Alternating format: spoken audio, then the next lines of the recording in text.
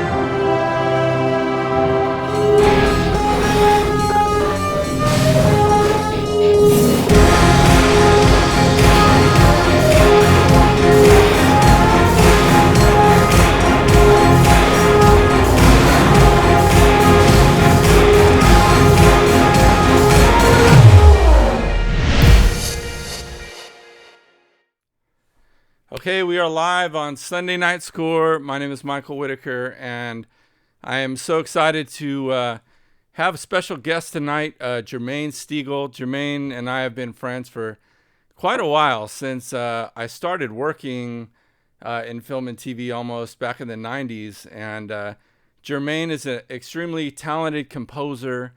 A little bit about Germain. He's a highly educated composer from North Texas, which I personally think is one of the best universities, music schools you can go to, as well as he went to the USC film scoring program.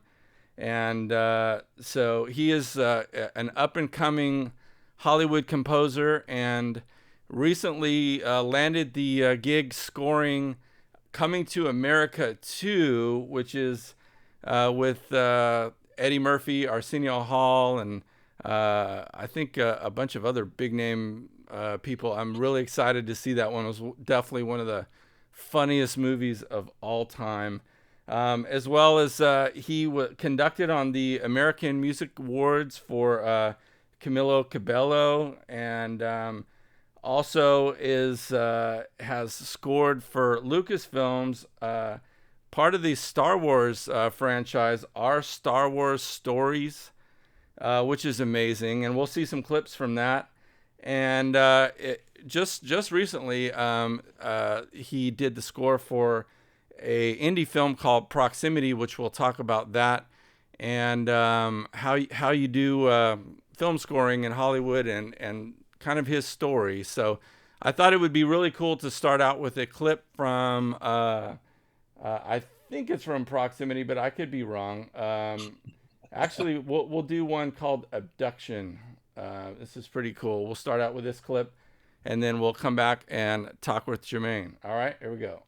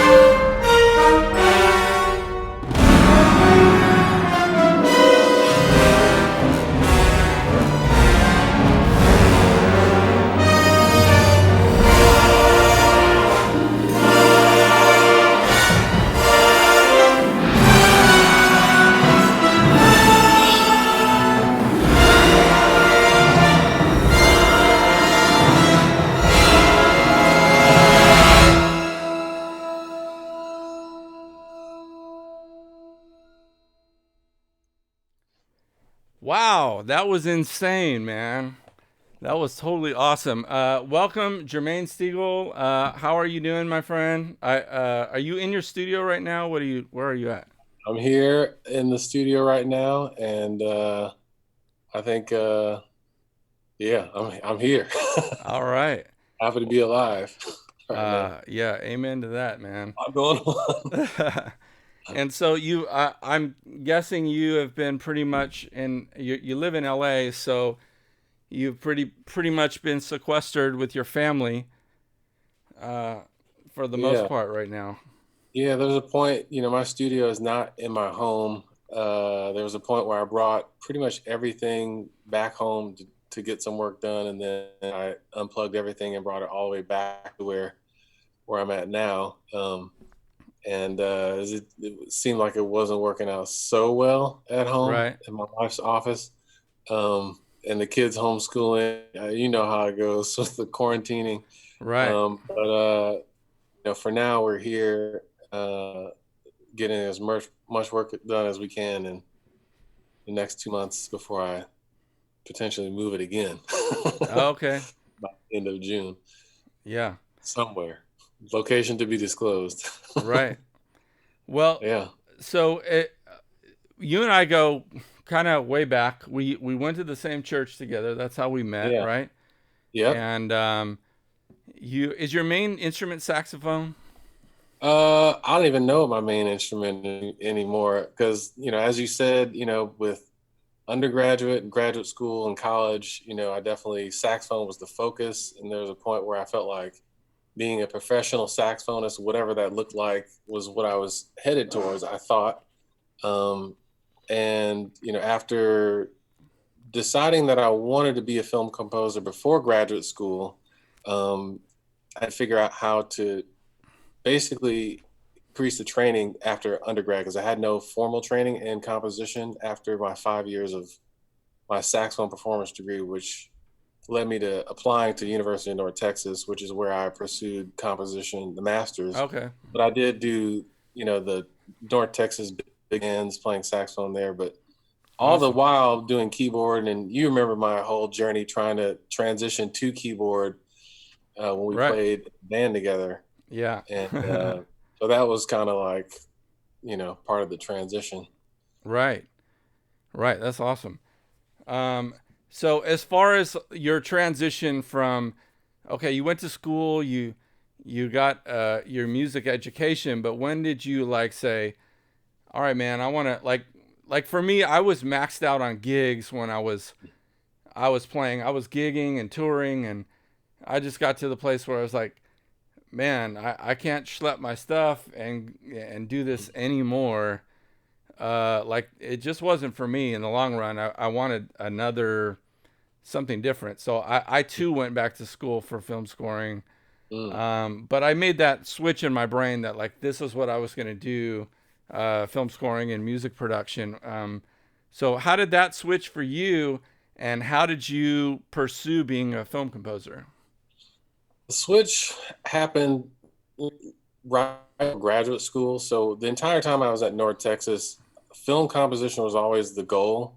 And Right. as you know, their great jazz program, I was completely distracted by trying to work my way to being in the top lab bands there, playing alto saxophone, Right. all the while getting charts read, big band charts, putting small groups of people together, 20 or 30 players, string players, recording things, going into concert halls, sampling those. Like it was all part of a big melting pot of what would lead to basically the submission to get into the USC film scoring program.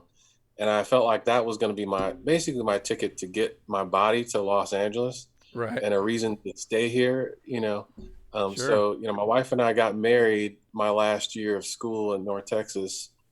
She's from Texas, and we both kind of wanted to move to LA. So when we got to LA, of course, we found the church where you and I met. Right. And that first year, I was at USC for a year, so I didn't do anything but that. And it was all about, preparing myself during the school year, because it's a 1 year program, for being kicked out into the real world and trying to figure out how to do life, how to be a newlywed husband. You know what I mean? Right. You find your way around Los Angeles, this crazy thing called being a film composer all at the same time. So yeah, So the how did what transition did going. you get? What landed you like? What was your first thing that was like? I think it was probably there. I mean, there's a lot of things. I mean, I did a ton of short films while I was at USC, and you Right. always hope that those short films are going to lead to one of those directors doing a feature film. But Absolutely. my hero at the time, my complete focus for many years was the composer Marco Beltrami, Yeah. who who did the Scream franchise and a couple of Die Hard movies and a bunch of other stuff. He uh, he ended up landing. Well, I met him while I was at the program, and then he landed the opportunity to replace a composer for the iRobot, Mm. and that was in 2004. And so he called and offered me an internship, and he said that I was his first intern, which I like to have that claim to fame. So that Yeah. being around the studio, his studio, watching him quick write cues, meeting his orchestrators, going to sessions. They wrote that, and this is one of those funny stories where you see one of the most extreme, Hollywood situations where he had 11 days to compose the score, and it was like 100 minutes of music, 90-piece Wow. orchestra, and like get it all done, to watch it all go down, go to all the sessions, go to percussion only sessions, meet, the copyists, all these things, Yeah. I was gonna it led say me to a he lot of wasn't things. doing the charts himself. I hope. No, no, I mean, Joanne Kane Music Service did the charts, and the reason I bring them up is because it ended up leading to me working at their office for about 2 weeks after Okay.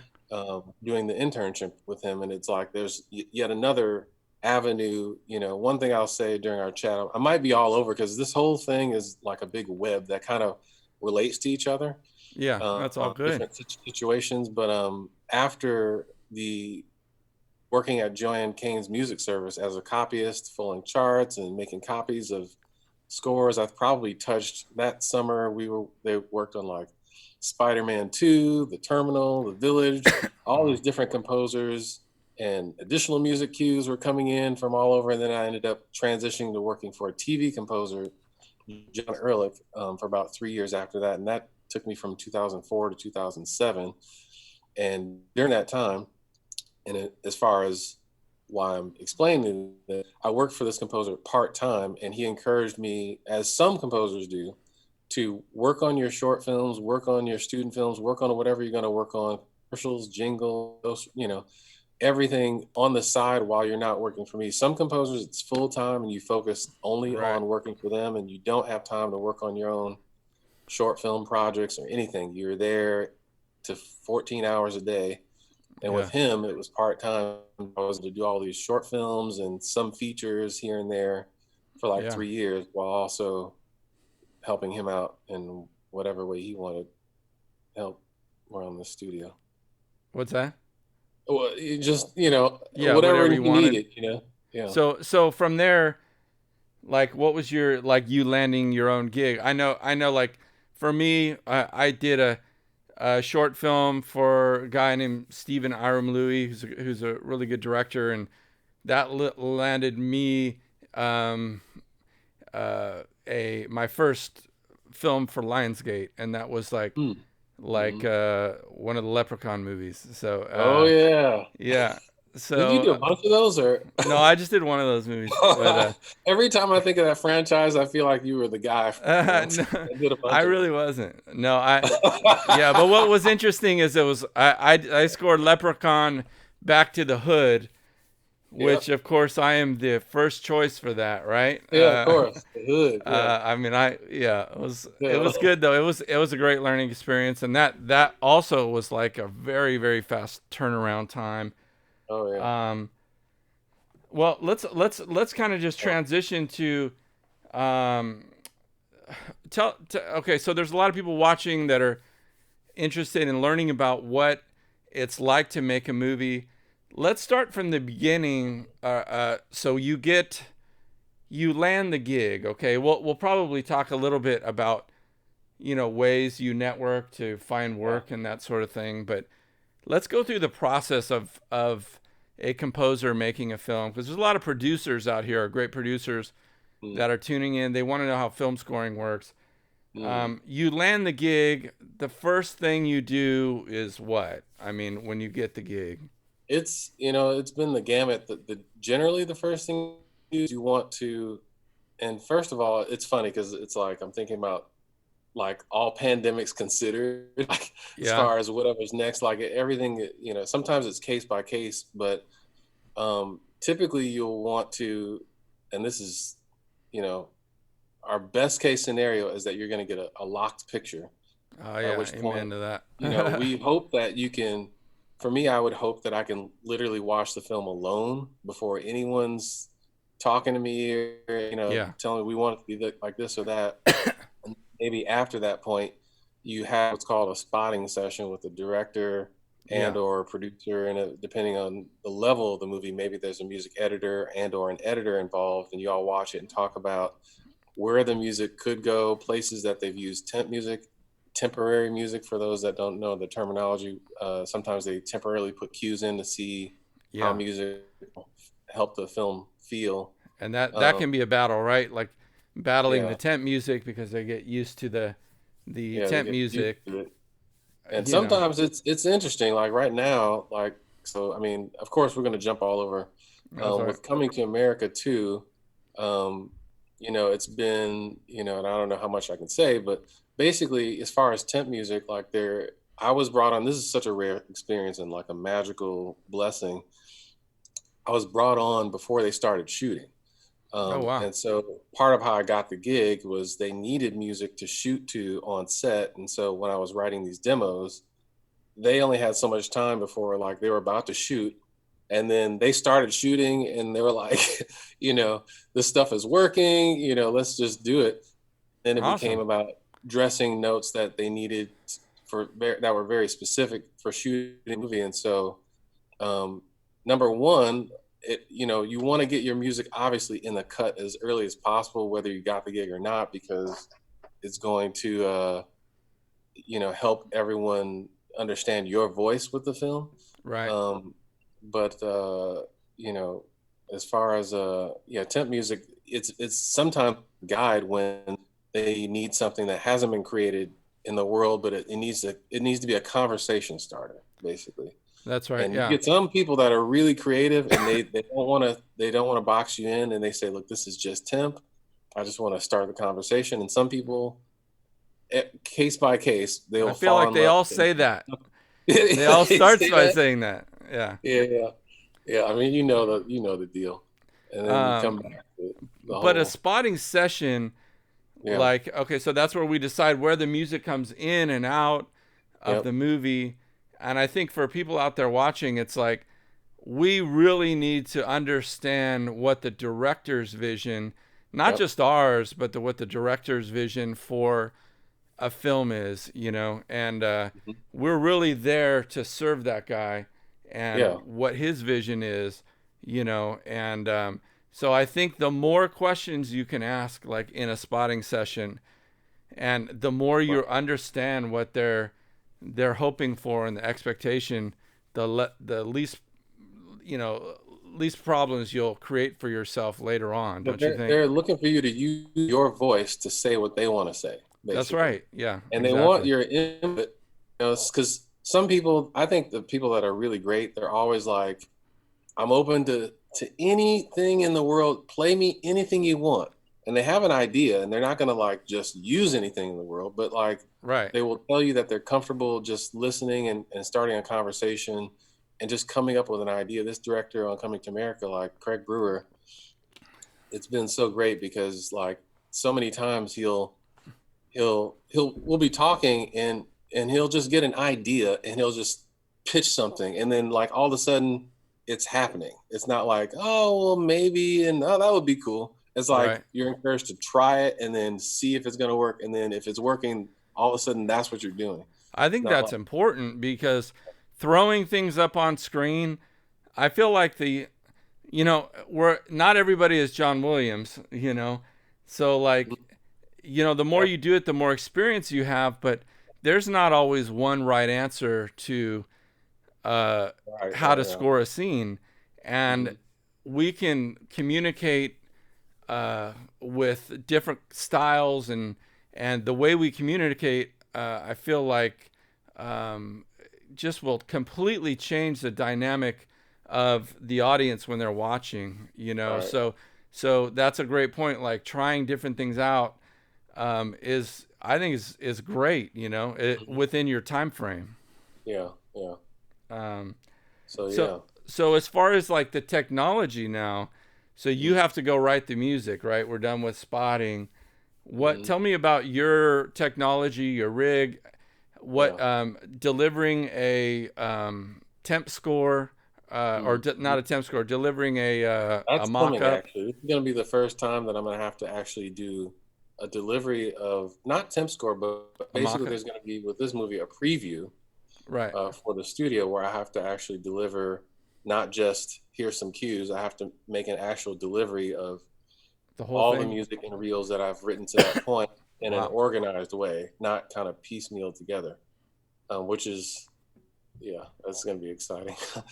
But yeah, Yeah. as far as rig, I mean, up until Christmas of last year, I had, like four computers that I was using. I had a Mac Mini, I had my brass and percussion, then I had, I forget what they are, the 6 core and an 8 core and a 12 core, all with different.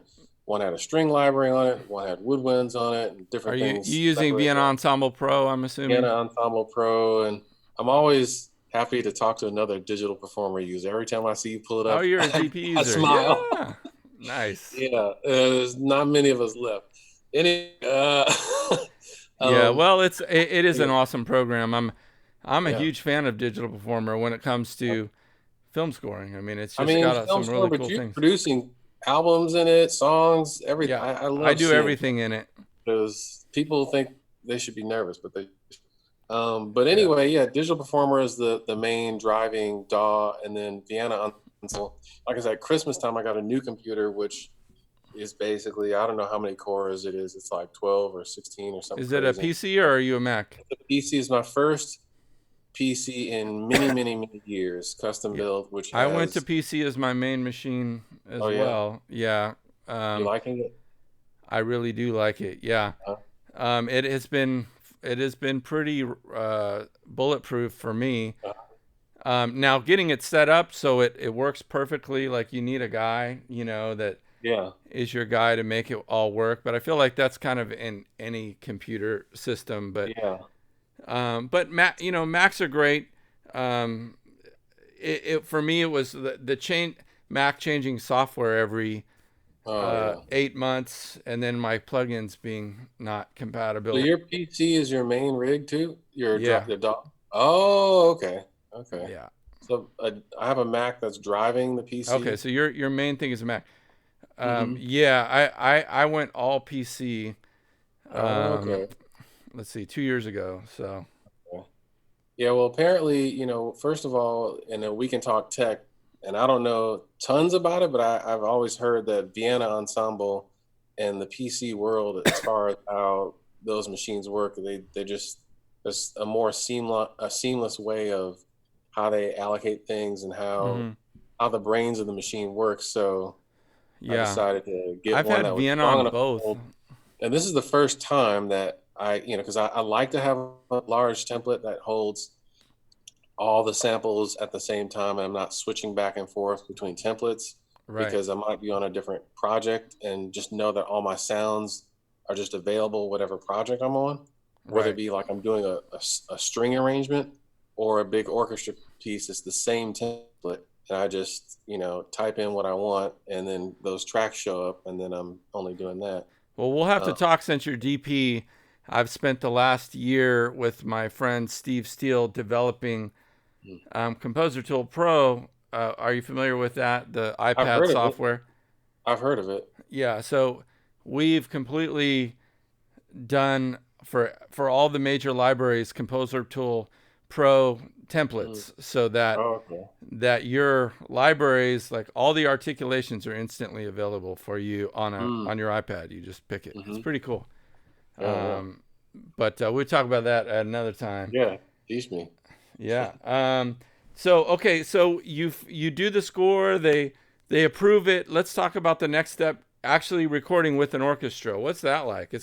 I mean, I mean, so yeah, the when there's not a lot of time, of course, you're going to have some sort of team, and of course, the team. Most people don't want to work for free, so that means that there has to be a budget. So, like, as far as absolutely. thinking backwards, you tend to want to figure out what you have to work with first, and how can you spread it out. Like with proximity, I won't say what the budget was. Yeah. I will say it was very, let's say, modest. Is that a Right. good word to That's a use? good word. It wasn't that It's big, light. Yeah. but I knew that I basically, with this film years ago, and it's its own story. Like, I've been working on it, I've told you, since 2015 or 16 is when I started writing demos, again before the film was shot. Wow. And didn't know what the budget was going to be when it happened, but I knew it was going to be hopefully an ambitious situation. And then after I did the Sundance Composer Lab, music and design labs at Skywalker Ranch in 2016, I met the guys up there, and basically they encouraged us to bring projects back up there, which is how I've been able to go back up there Now, how and does do that more work recording. with players? Where do the players got to drive So up the there? players are coming from. I mean, I did it fully union, and I absolutely fought tooth and nail to do it, just because, I wanted to do it the right way and just get used to doing things the right way. You know what I mean? Right. And not that, doing other things different ways, but just a certain way I wanted to do it, and I did it. But anyway, the San Francisco Symphony is where they're pulling players from Okay. up there, so that they're not coming super far from away. Although our tuba player, and this score, Proximity, It's was what heavy I with considered tuba, right? a celebration of tuba. We Wow. had a tuba scoring session before the actual brass session, where we spent a couple hours just sampling the tuba, making a whole bunch of weird tuba sounds. And then I took that, then messed with the sounds and whatnot, and also worked with it in the mock-up, and then had some specific sounds for specific scenes or things in the movie involving tuba. And then on the session, I had three tuba players. I had this weird idea that I would have, them panned hard right, left, and center in the room. They ended up sitting closer to each other, but then I was still able to spread the mics out and get a very wide tuba-esque sound. It's like, out of all the brass, I had three tubas. It's like, I mean, like, look, it's UFOs, it's So aliens, you had tuba. probably bass trombones, like cymbasas, Yeah, yeah, all those kind of all low, that stuff. kind of the matrixy bottom end of things, right? Yeah, I was trying to just do everything. And look, a lot of this score, like I said, as far as, how do you get to, like the team and whatnot, like the budget really became about creating the most efficient team for the amount of people that we'd use. And we ended up, I think it was 17 brass players. How And many so, people were in on those sessions that we see in the yeah, clips? How many people are in that the room? 17 players on that, plus our overdub tuba player. But there's And string so everything players else, and yeah, whatnot on that. that's all that is me in this room. Yeah. Wow. Um, Pretending in my mind and revising it over and over and over. Um, and yeah, I can go on about the mock-ups that you've done that have inspired me when you were using East West on our Oh. Christmas church album. I was like, are you sure those are real strings? What's going on here? You're like, no, no, Oh no. man. I was like, what? Okay, so strings can sound good. Okay, there's a Yeah, but obviously there's you never can match a oh, it's real not going to be orchestra. It's just yeah, I think what's interesting is when you start a film or you start a TV show, you have to know your limits from the standpoint that um, if you're not going to have a live orchestra and you have to make MIDI sound real, hmm for you guys that are up and coming composers watching, or the most important thing is to write for the samples if you're not yep, going to get a real orchestra, yep, because there's so many different ways to write a cue, and if you and if you force a sample to do something, a sample is just a snapshot in yeah, time of yeah, somebody playing a note, and hmm there's 100 different ways to play that note. Even fast articulations and slow articulations, they ebb and flow. So I think um, one of the main things I try and do to keep it real is write for the samples that I have, not anything just in my Right. brain. Yeah. I You know what mean, I mean? look, so that right there is exactly why I chose, of anything that I could have recorded. I could have recorded strings, I Sure. recorded brass, and I even, I had a meeting. I was fortunate to have and I don't mean to name drop, but meeting with John Powell, who does Nice. incredible mock-ups. And I played him my mock-ups before we recorded the sessions, and what he responded to most was the really experimental tuba sounds and whatnot. Yeah. But I told him that I wanted the brass to be able to do all these different articulations and clusters and Right. things where the samples, you can't really write what I wanted them to do. And Hmm. there's certain things technically in a room where you're just going to get a very different effect than if you use samples. I mean, a lot of the libraries out there are great for, you press a note down and it does a thing. But it's like, if you have a very specific concept for a score, which in this case, and again, I was fortunate where I literally supplied the director with all the temp music I wanted him to use.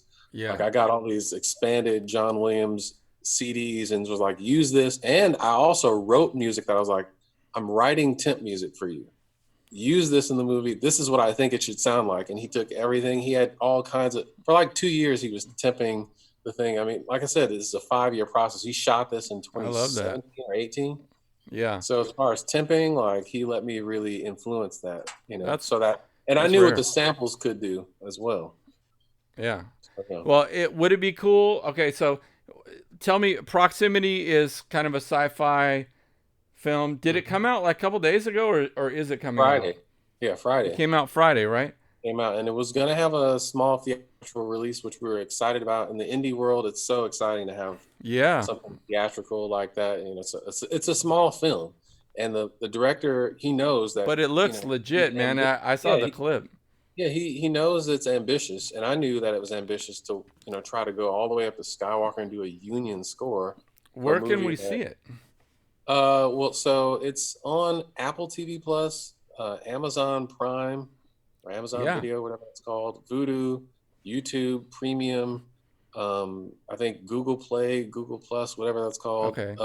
all the Xbox, whatever that stuff is, and it'll be on DVD and Blu-ray in July. But right now, you can, whether the Spectrum on demand, you can buy it if you have cable. And you have the score for sale, right? Is that on iTunes or Yeah, something? the score is, I was fortunate to have Lakeshore Records, released, an album. And it's funny you should ask. We were just Yeah. going to do digital, but they sent But me dun dun dun dun. limited print. Is this backwards or no? In mine, it's backwards. No, it looks good on my end. Yeah. Oh, okay. I wasn't sure. But anyway, yeah. So they're limited And it's press. awesome. And this is Send a the copy to my dad, and That's he didn't know good. I actually did something out here. Hey, so Um, that's a perfect transition to watching the second clip from Proximity. Let's watch a clip called Hallway. So what is this scene about? Tell me about it. well, someone is getting chased through a hallway at a certain point. Okay. Is it Yeah. all right? Enough said. Well, here we go. We're gonna roll this clip from Proximity called Hallway, and I don't have the actual movie obviously, but you're gonna see Germain conducting the orchestra Yeah. at it was at Skywalker, right? Yeah. Yeah. All right, here we go. Let's roll it.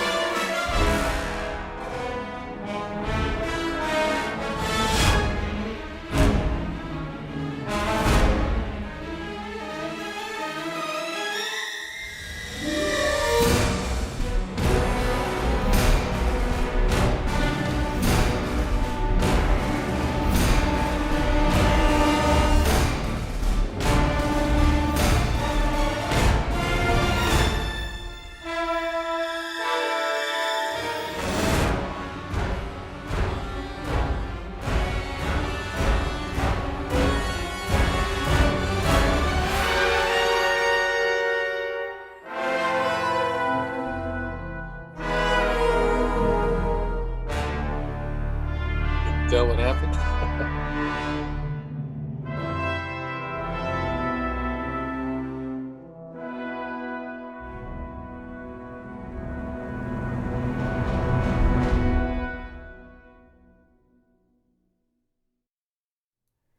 Wow, that was insane. Thanks for Yeah, playing that. yeah, that was awesome, man. And I saw the tuba sitting there, yeah, side by side.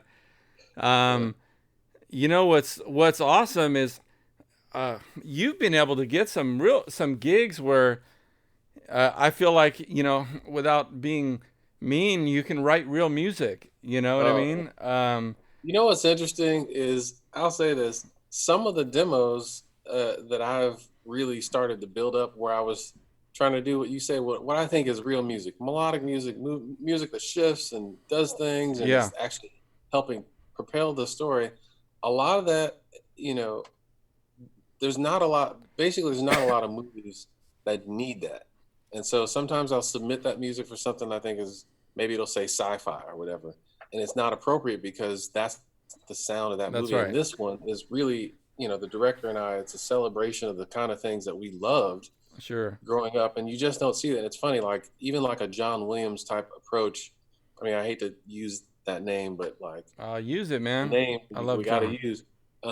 He's the man. He is. He that every most films that are made today, like a John Williams score, is not appropriate, Right. and it's like we're lucky when one is appropriate, and we're lucky when the right composer gets to do it that can actually do a Do that style stuff. that's Yeah. in that league, and so I sometimes think.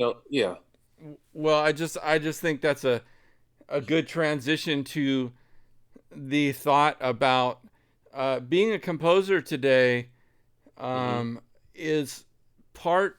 I feel like it's 100% composer, Hmm. 100% producer. You know what I Hmm. mean? So it's like, you know, if you're gonna work as a composer, uh, you have more chance of working these days. I feel like if Hmm. you have a broader range of skills, because I'll go on these chat forums with these guys, these film scoring forums, and you get guys that are super educated in in orchestra and stuff like that. But if you had to do something that broke down with beats and sound design or something like that, like they would just be gone. Or I've had those people that have come through my film scoring program, which filmscoreseminar.com. Yeah. I will have I got to plug that. It should be available August 1st, online film scoring academy. Good time to be teaching online right Yeah, right. now. But you know what I mean? Like, that doesn't necessarily isn't going to get you work. You need to know that stuff, Yeah, but you also have to be versatile, right? I absolutely. I think. mean, so coming to America, like I'm gonna tell you that What is it? I have to do everything that I possibly ever learned in my entire life, Oh, cool. from mocking up a lot of the vocals by singing myself. Mm-hmm. Um, this is going to be to me a celebration of percussion. I don't think I'm giving too much away, but like from choir to my background in gospel to the orchestral thing through African instruments that are per the Yeah. location. Um, like every small ensembles, big ensembles, uh, instrumental, what do you source music, like Yeah. whatever they think of, like a lot of it it's all coming from one place. And the cool thing about it is, even though it's a lot of work, um, there's a cohesion when it's all coming from one place. It doesn't sound like Right. super disjointed. Like is we're trying to do a score and that complements each other. So if I want to use a theme here, I can use it in all these different ways that I just mentioned. Um, Yeah. it's possible to do that on purpose, and at the end of the day, we're telling a story, and we're not just putting music in a movie because they don't think it will work without music. It just we're trying to tell a story. Um, Yeah. so For yeah, sure. yeah, all the I had to be able to do everything. Yeah, I that was a good transition. Okay, then the final stage of your score, I think, is probably when you go to the mix. And did you sit through the mix of? Well, I'm sure you did, of proximity, Well, but these. proximity, yeah, and that's a rare thing. So again, on the indie stuff, and this is a note for whether you're a producer or up and coming composer, you tend to end up being nominated for a music editor, which is a totally different job Right. with all kinds of skill sets that come along with it, whether it be technical or whatever, or things on the fly, or and I'm typically not the Pro Tools wizard, but I was the music editor on Proximity. At which point I take all the because there's like 7 to 10 original songs by this band, Radio Wolf and Parallels. There's two different bands combined. I did original songs for the movie where I had to take all their stems and Wow. put it in my session and deliver that, and then also be responsible for when we're at the mix. I did get to go to the mix. Did you blend in and out of songs into Some of them, score? some of them I did. Yeah, Some of them I did do that, and it's that's funny tricky. because it's so indie. I ended up developing a relationship with the songwriters, and we're talking about different things, and Right. everything was very conceptual and on purpose. And the director always wanted to have this kind of 80s esque soundtrack for songs in his movie, but an 80s but modern orchestral score with electronics. So we kind of got, like I said, this is super ambitious. I But can't wait to get point of it. that, I'm gonna go check it yeah. out. Well, point of that whole ramble is just that sometimes you got to be your own music editor, and at that point, yes, you have to. You're responsible for being at the mix because at a generally at what's called the final dub or the final mix, you'll have a dialogue editor, a sound effects editor, and then the music editor all sitting and working together. And the Right. music editor, I mean, they're working the entire time, writing volumes, providing stems. If something needs to be muted, they're the one making sure everything is in order. Maybe things need to be shifted and cut and pitched or whatever, because you're at the mix stage and all of a sudden a sound effect is happening where there never was a sound effect, or maybe they want a door to open to show something off camera, someone's now in the room that you Yeah. don't see. These things just happen, and so a music editor is super important. So composers, I would encourage you to brush up. If you're going to be a music editor and digital performer or Cubase, like, just know that it's a thing you might be called on to do if they only got $4 to do your score. Yeah. Yeah. You gotta get it done. Um, the this I did this TV show for TBN the last 2 years, and not only was I music editor, but I was also mixer as well. Oh, They're like, oh, can you mix? And I was like, well, I can, yes. And I, but it was great because at the end of the day, it was like it made the package hmm made me more money. You know what I yeah, mean? And it yeah, was it was just one of those added things that I could make more bread yeah. And I can on. ask you, for some of the up and coming guys, would you recommend that they say that they can mix if they really can't or they don't feel comfortable? I mean, some guys can do it. Like I know that I've heard so much of your stuff where, I mean, there's a gamut of genres and you've Yeah. had to deliver all kinds of different stuff. Yeah, I think I don't know. I personally I don't like to mix my own music. hmm I would love to disconnect from it at that point and have some guy have a second pair of ears on it. But budgets hmm being what they are, sometimes you just have to do it yourself. hmm And I think for sure if you're I'll say this, never ask your friends Yeah. and never ask I'll- you, you know never ask your close colleagues how your Why? Because stuff also they sounds. like it. Yeah, exactly. Yeah. Never ask them how your stuff is. You Yeah. need somebody in your life who's going to give it to you straight, who is hmm who is above you hmm and says, you know what, this is good, but you know what I'm hearing is this. Yeah. And I think that's probably what the advice I would give to Yeah. Yeah. a composer about mixing or any other thing that I'm sure you learned a lot about tubas in this score. Yeah. right? I mean, Like yeah, I mean, yeah, and you jumped I did into think, it, but I'm sure you yeah, met with tuba players and discovered the world of what they could do. That's just yeah, not this on a guy. sample library thing. Oh, for sure. I mean, there's stuff he was doing for, and there's uh P. Blake Cooper. I have a clip on my Facebook page and on my website of some of the stuff that he did, and we spent some time talking about it. Before we even recorded, just Yeah. about all the things that he thought might be interesting. He actually sent me some recordings of stuff that he had done on other movies, and I'd always wanted to work with him because of his. I mean, he was just a guy that when you look at his feed, he's immersed in the world of tuba. He loves the tuba, and that's who you want to get with, like someone that I saw like, him pouring water in it, man. yeah. What was that? And I was like, "Are you sure? Is that okay?" He was like, "Oh, it's fine."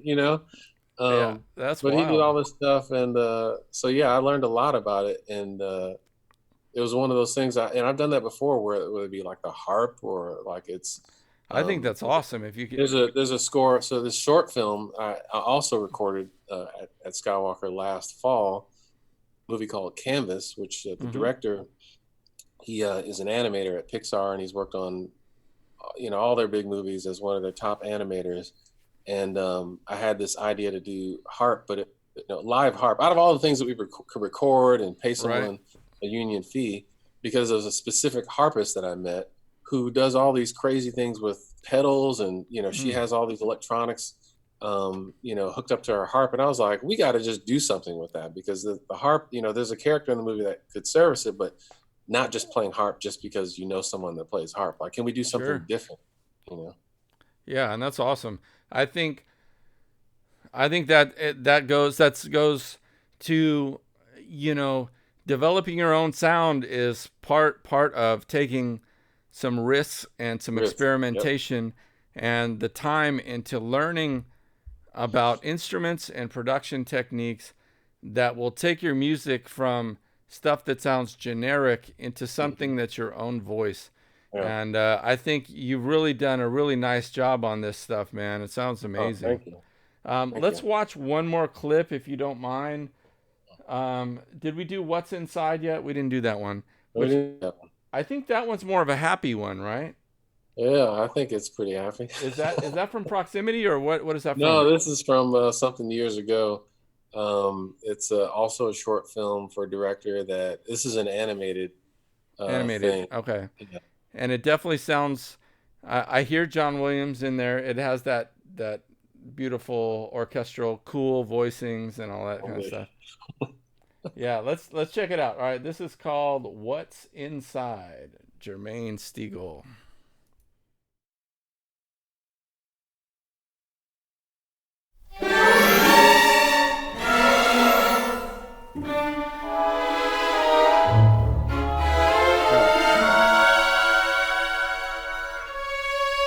Oh, okay.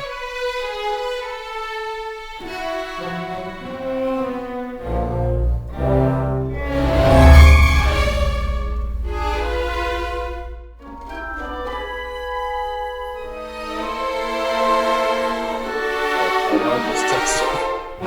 She said, "Tell them about being on set." My wife is telling me, "Tell them about being on set when you're doing tomorrow." Ah, I'll.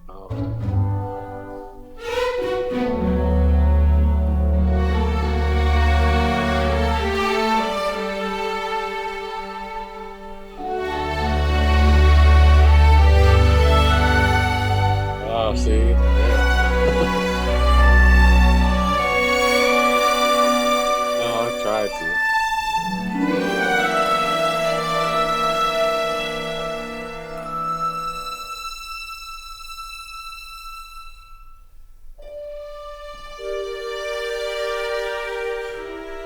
Can they hear me talking now or no? Oh,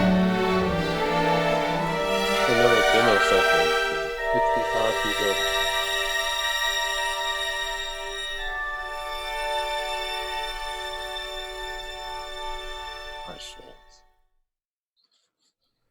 Wow, we're back. Okay. Man, that was so beautiful. I was I Thank was you. tearing up a little bit over here. Oh, and it's gonna be okay. Yeah, great job on that, man. Oh, thank you. Uh, okay, so and you're getting lots of hearts I saw Oh, really? I on the don't. feed. Yeah. I gotta look at your thing later and see all the hearts. Um, That's cool. good. Well, let's kind of okay. Let's talk. Maybe wrap this up with talking Yeah. about um, just some encouraging words for up and coming composers. We talked the other day. You're talking about perseverance, which I think is great, Oh, yeah. and just what it's taken you to get to this point. Perseverance, a good word. Having you know, some way of being grounded is important too. I mean, for me, obviously, it's, my faith has been something that has helped me stay grounded. And Yeah. it's funny. Here's an interesting thing. The idea of family is always one that seems like it's a question that composers have that are up and coming, of how do you balance family? And I've asked this to every, successful composer that I can think. How do you balance family and all this stuff? Um, the point of me bringing it up is just the fact that it can be done. It Yeah. seems like, having a family and staying up all night writing music is just these things that don't really line up. But, number one, you don't have to stay up all night writing music. That's number one. And two, you can do anything you want if you try to do that. You Mm-hmm. have to actually try. If you don't try, there's no way you're going to do it if you don't go for it. Like, be purposeful about, I'm going to be that guy that has the thing, and prioritize things, or prioritizing sleep or working out, whatever. Yeah. I need to do a working out thing. Um, yeah, as far as perseverance, for sure. Like, I would say, deciding what is it you have to say. I think for me, like, there's certain things that I wanted to do, and like a lot of them involve using an orchestra, which, you know, I'm praying for the future of that in terms of getting people close together in a room. Yeah. That's right. But that's always been this goal, and I've always tried to. For me, I mean, you might be an electronic composer coming out or coming up, or maybe you are successful at that. Being true to yourself, not trying to do what you think other people want to hear, you think they want to hear. And a Right. lot of the times, I've submitted, when I submitted to the Sundance Composer Lab, I only bring this up because you're thinking Sundance Composer Lab, it's Sundance and indie films. I Right. submitted a lot of orchestral music, even that last piece that you just heard, I submitted that. Um, because that was so what I wanted to say at that moment. And what they said was, when they heard the demo, it sounded very much like I had a specific voice out of all the ones that they were listening to. And, we didn't do a giant 60-piece orchestra thing during our thing, but that It was sounded something big that, though. oh, yeah, that was a thing. But, it was just this thing that I've been trying to work on. And so, the push, the brand, the pursuit for me has been, how do we head towards getting an orchestra, even though no one really, maybe no one knows who you are or whatever.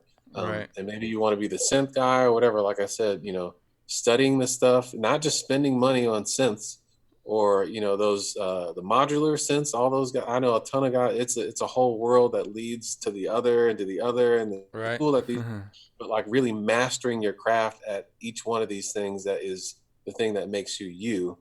And then That's good advice. really sticking to that, staying in your lane. Right.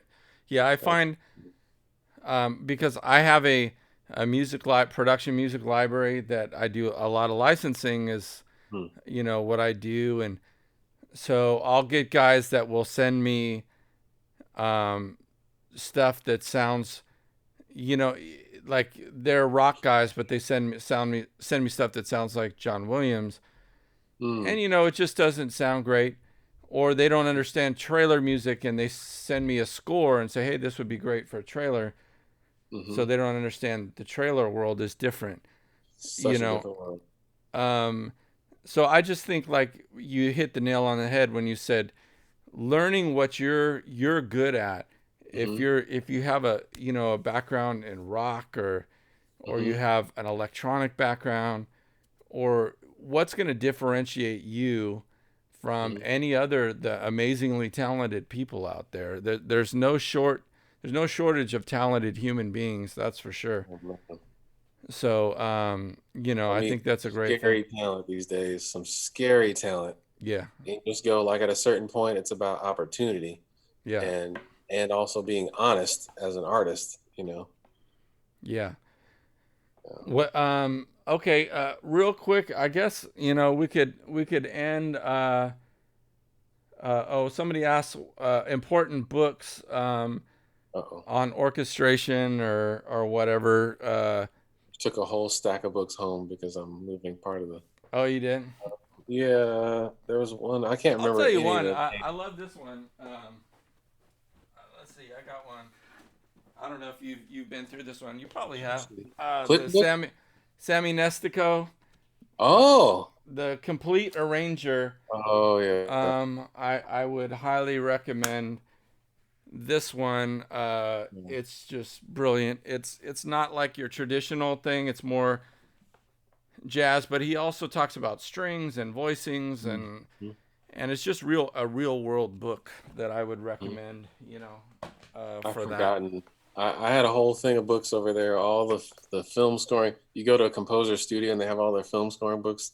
I haven't looked at them in a while. I tell you something, but they were up there, and Yeah. whatever books that were up there are the ones I recommend that were up there. Well, what's interesting is some of the guys that do orchestral stuff, they're not orchestral guys. Yeah, They're just brilliant at creating.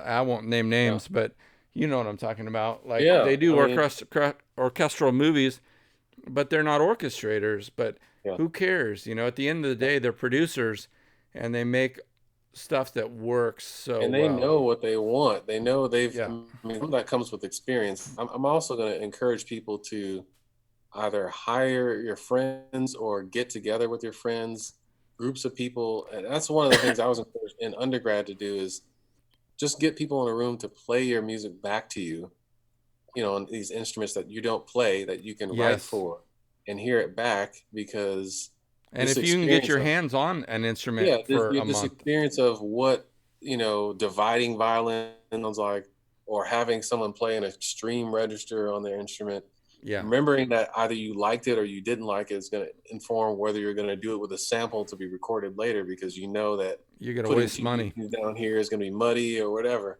Yeah. Uh, so Yeah. I, yeah, I try and stay away from uh, writing stuff. Like if I have to record a real orchestra and you're paying for it out of your pocket or your uh-huh, budget, it's like, am I gonna write this in a way that we're gonna get very little done this hour and I just spent yeah, $10,000? uh-huh, Or can I write it in a way that everybody can play it simply and yeah. it's no, it has the same effect. Well, one other thing I wanted to ask: do you have, or do you do, or know guys that have done demo sessions in Nashville? Because there's a place I saw you conducting where it's a famous place that people do a ton of video game Ocean music in. Way, yeah. Yeah, Ocean there Way, yeah. there are demo sessions in Nashville. A lot of video games now are being done in Nashville. I will say the Tons. the orchestra in Both. Nashville is ridiculous Yeah. as far as sight reading, and I mean I was pretty blown. I'm from LA, so moving Uh-huh. here was like, well, how is it going to be moving from Los Angeles, which has some of the greatest players on the planet, and then Uh-huh. moving to Nashville, I was concerned about. We don't have as big of a scoring stage, obviously, but the players here are absolutely amazing, incredible. Yeah. Well, I brought that up about demo sessions because I mean, when I did like that last piece you played, that was on a demo session where several composers, I think there may have been 8 or 9 of us that pooled together and we did Yeah, 6 hours, and we basically everyone took an hour, right. and you literally write whatever you want to write. And for this Yes. group, we got this band, and so that we had 65 people. It was an opportunity to say, you're not always going to get that time when it's a No. project that's due and you're getting paid to do a job where you can write something you want to write. Yeah. I would encourage people to maybe, all pandemics considered, to pull together maybe and do demo sessions if you have the extra resources, Yeah. Which is to tough now. really not just the real but like the experience, because that experience that you're getting at the session, the time, getting those takes down, knowing how to fix things on the spot is what you're Yeah. going to need years later, when it's time to actually deliver something. Yeah. Yeah, that's good. That's actually how I did my first demo, pulling together with people. Mm. And I was just like, Mm-hmm. I at the time sample libraries weren't as good as they were now. So I Mm-hmm. was like, I actually spent 10 grand on my first demo, Yeah. but it was, it's like starting a business. It's like, I'm Yeah. gonna start a business. I'm gonna be a construction guy. Uh-huh. Well, I don't have any of the tools. It's the tools itself are gonna cost me $30,000 to start a Yeah. business.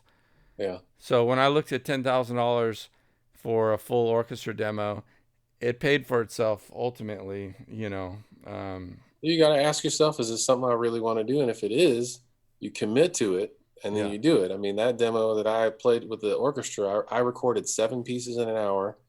And that one that you heard wasn't very, it was pretty complicated ish, but not for us top players. But it helped me get into the Sundance Labs. I was able to play it at a lecture at Lucasfilm, which started a relationship. I'm doing things with them and, yeah, all kinds of different things where, it's led to now I have, I can show as I'm trying to say in a legitimate way, not yeah. just And let me do it and I and promise when it'll you be when good. you do it again, let me know because I'll fly out and I Uh, want to be there. I don't know when that's happening. Again, my demo is now hopefully getting a movie. That's right. Yeah, Uh, I know, but there is something to be said about like recording something just for yourself, like I would love to that's a do that piece of again. music, not tied to a picture. Um, Yeah, okay, well, hey, is there anything else? What's your website? Is it jermainestegall.com? it is. Try to keep it jermainestegall.com. somewhat easy. Um, is there anything else that you want to share Yeah, with us? You've been an share with amazing you. guest. I don't know. What should I share? My wife texted me and said that I need to tell you guys about being. I wonder if she sent me pictures. Oh, look at this! See, What is look, that? you guys, get a good spouse. My wife is texting me photos of all. She went in the garage and found the books that I brought home. Okay, Oh so yeah, the nice. autobiography of Quincy Jones, the art Autobiography and of Quincy craft of Jones. movie music by Tony Thomas, music notation in the 20th century. I forget who the author is. Norton. Writing for orchestra by Shatskin. Uh, and then the new Harvard Dictionary of Music if you're going back to get your master's. All Um, right. but yeah, she asked me to tell you guys about being on set with um, for Coming to America. Oh, Idea you was got that to go on set? I had to. That's awesome. The idea is that you need to kind of be prepared for anything. There was a situation where there was a group of, let's just say, musicians involved in a scene, and the concept for the scene changed while I was sitting there on set. And the director says, "We're going to need to punt. What do you think if we do this instead of that?" And I was like, "Okay, yes." This is my first day after like flying there. No one knows who I am, and so I'm told to go work Wow. with these musicians, teach them a thing. And then next thing you know, I make a video. It goes to the head of Paramount, and we're shooting the scene. The script has changed. All these things. It's like the Swiss Army knife of advice. Play in bands, get music recorded, write stuff, experiment, practice writing. As a composer I was talking to yesterday out in Philadelphia, I was telling him, practice transcribing music off a CD. Try making piano reductions for yourself. Seeing if you can actually note notes and getting the actual meat of what the notes are on Yeah. paper. For those of you that's your wheelhouse. Um, yeah. Okay. Uh, It's good YouTube videos. advice. I don't know. Huh? YouTube videos. Driving YouTube for videos are Uber. always good. Yeah. I don't know. Junkie XL videos are always good. Oh, junk. I mean that. Yeah, it's a good one to subscribe to. Yeah. There's lots of good stuff on YouTube, but but you got to commit to it in your brain. Like this is Yeah. something I'm gonna do. I would also say one more thing. Like if you move to LA or whether you're in Nashville or whatever, like Somebody asked if about you that too. Moving to decide LA. that yeah, if you've decided that you're gonna do this, not I think I'm gonna give it a try, or maybe you are gonna give it a try and you're not committed to it, whether you're committed or not, the number one goal is to stay alive, right? You got to eat. Yeah. So like if you're not doing a job that's making music, it's in the back of your mind that you're going to do it eventually, Mm-hmm. and you need to train your brain that even though you're doing this thing that maybe you're doing 8 hours a day Yeah. to pay rent, you have to stay alive to do the thing you're dreaming about. You don't want to die, right? Don't starve to death Right. in a gutter. That would be not achieving your dream. So it's most important to sustain yourself somehow, whether you're in school taking out student loans, or who knows, all pandemics consider Yeah. the student Having a loan thing. job is not a bad Yeah. thing. Yeah, you got to. Like it's not all about like it's not a music job. You Yeah. have to I don't know if you make remember money. Scott Jetty from Oasis. He used to say, Oh yeah. let your day job finance your Fund your dream." dream, find your finance your dream. I remember that. Yeah, which Yeah. is so true, man. There's nothing wrong about Yeah. like going in steps. You know what I mean? I mean, to make it practical, look, we're in a pandemic right now, right? No one's denying that. So Yeah. it's not impossible that once things are more under control, that you could still be a film composer, this really crazy random job where you don't make a lot of money in the beginning. Right. However, if there are jobs out there that could help you to stay alive, you should probably take that. Uh, Absolutely. yeah. Absolutely. I did have a few points, and I'm just gonna keep you on if you do you have a few more minutes to talk. Let me see. Yeah. Um, one here's some things that I've learned, and I was gonna do this in next segment, and you can jump in. But one thing is I've learned is that the best thing you can do is make small changes permanent in your Mm, life. So, okay. it's like overwhelming. I'm going to be a film composer. Hmm. Well, you need to start with a small change first Hmm. if you're gonna make a change, which could start with your education. Do I have the tools? Do I have the knowledge? Can I compete in that business? So maybe the small change is taking 2 hours out of your day, or maybe it's getting lessons, or maybe whatever it is. But make that change permanent, because Mm, it's just overwhelming to try and just mm. go say, oh, I'm going to be a film composer, or oh, Oh, I'm going to be a music producer, or I'm going to be a musician. Break it down into a small permanent change. That's yeah. step number one. And then I would say forge friendships, not just Hmm. colleagues.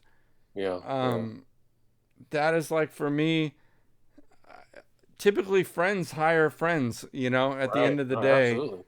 And if you can't be somebody that they can be friends with, they're probably not going to hire you.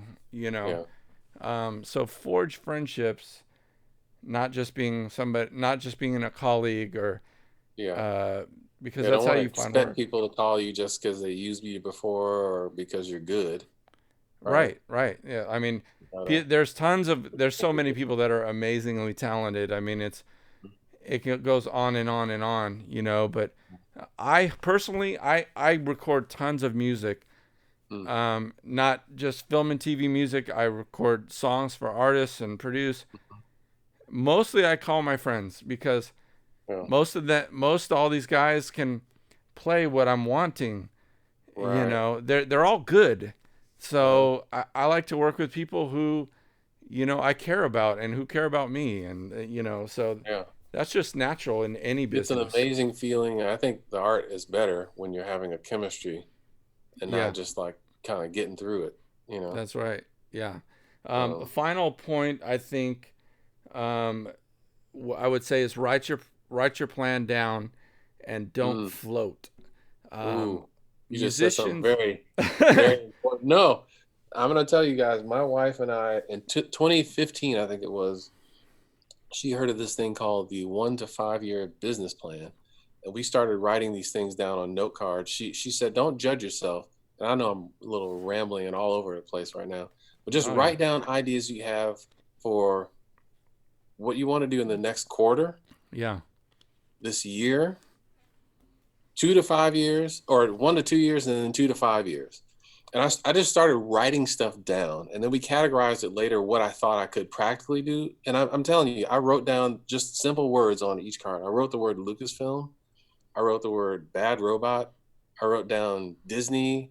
I wrote down all these different things, and it was like, okay, now what are the steps to get there? Like you start to actually see that this can be planned out on purpose and not just kind Yeah. of, you know. It's like And I a don't know, man. not that the steps were perfectly to that, it became that you're doing on purpose. Yeah. Yeah. A man plans his ways and God directs Oh his yeah, steps, right? see, And that's it, man. mm-hmm. It's like, but the worst thing you can do as a musician is just to think you're making progress, and then 2 years down the road you haven't planned anything out, you haven't learned anything, you're doing the same thing.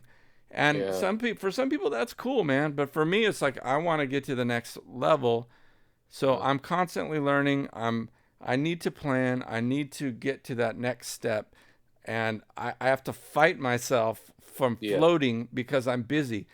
Being busy uh, doesn't mean you're productive. We're all yeah, busy. You know what I'm yeah. saying? So like, we get into Uh, things that, well, yeah, things are going great. I'm busy, but are you really moving the ball down the field? yeah, So I absolutely agree. anyway, that's Yeah. my sermon for the Planning day. so important. Yeah, you have a lot of nuggets that has stuck with me over the years. And one was pretend that your bank account is completely empty, you know, Yeah. at all times. Like no matter what, like always work as if you just got to have that hunger. I saw a thing that Mike Tyson posted saying that discipline to him is, I don't know if you saw this, but he said discipline to him is doing the thing you hate, but doing it like you love it.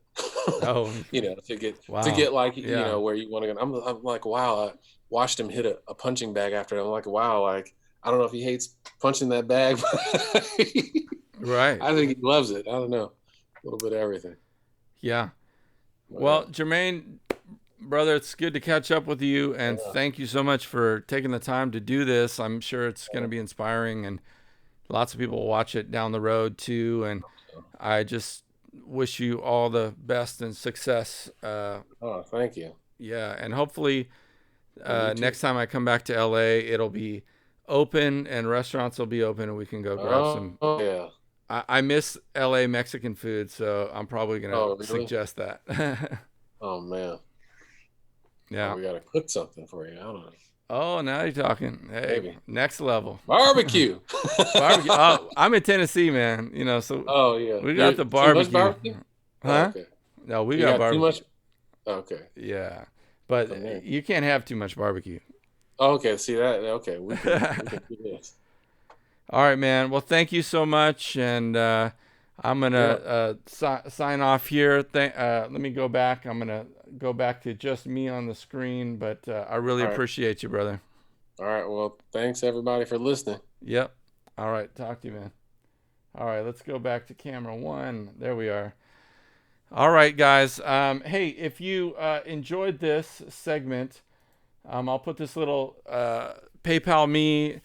I'm trying to build this channel with great content, and it actually does take time and energy and some resources to do this. And so it's PayPal me /Witty Music if you want to contribute to the channel at all and contribute to my live streams and videos, whether it be my jamming videos or these educational ones.